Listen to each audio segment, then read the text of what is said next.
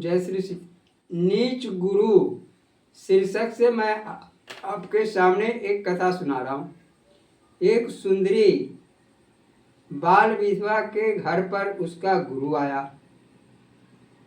एक सुंदरी बाल विधवा के घर पर उसका गुरु आया।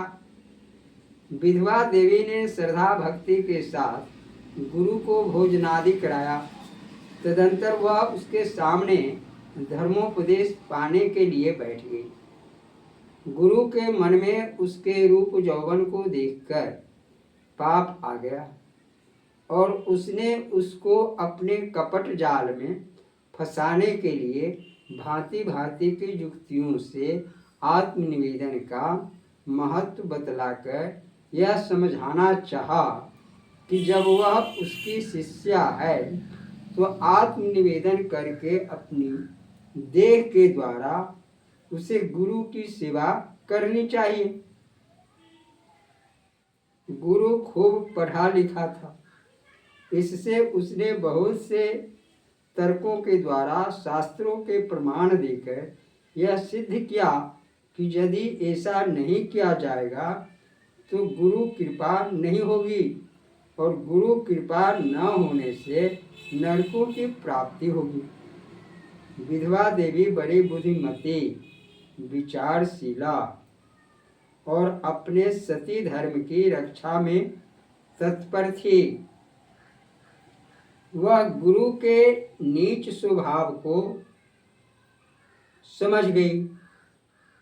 उसने बड़ी नम्रता के साथ कहा, गुरुजी, आपकी कृपा से मैं इतना तो जान गई हूँ कि गुरु की सेवा करना शिष्या का परम धर्म है, परंतु भाग्यहीनता के कारण मुझे सेवा का कोई अनुभव नहीं है। इसी से मैं यथासाध्य गुरु के चरण कमलों को हृदय में विराजित करके अपने चक्षु कर्णादि इंद्रियों से उनकी सेवा करती हूँ। आँखों से उनके स्वरूप के दर्शन, कानों से उनके उपदेशामृत का पान आदि करती हूँ। सिर्फ दो नीच इंद्रियों को जिनसे मल मूत्र बहा करते हैं मैंने सेवा में नहीं लगाया, क्योंकि गुरु की सेवा में उन्हीं चीज़ों को लगाना चाहिए जो पवित्र हों। मल मूत्र के गड्ढे में गुरु को कैसे बिठाऊं? इसी से उन गंदे अंगों को कपड़ों से ढके रहती हूँ कि कहीं पवित्र गुरु सेवा में बाधा न आ जाए। इतने पर भी यदि गुरु कृपा न हो तो क्या उपाय है? पर सच्चे गुरु ऐसा क्यों करने लगे?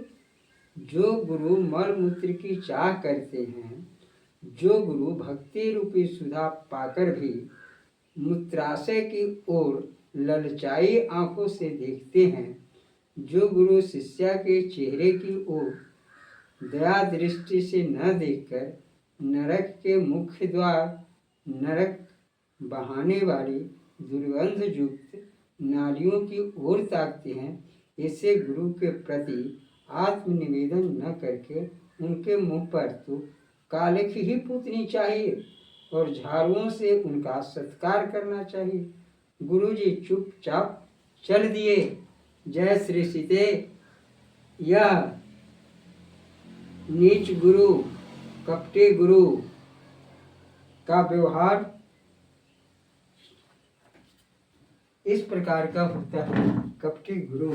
जय श्री सीते। इसलिए अपने को सचेत रखें। जय श्री सीते।